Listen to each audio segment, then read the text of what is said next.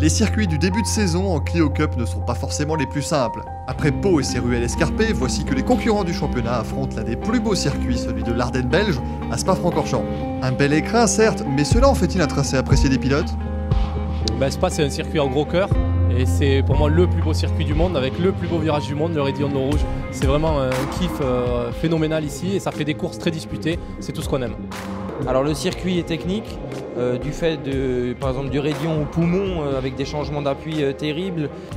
Donc on a des fois des sous-virages et des sur-virages derrière, donc c'est un circuit où vraiment il faut être sûr de soi, avec une voiture saine et surtout être psychologiquement bien dans la voiture.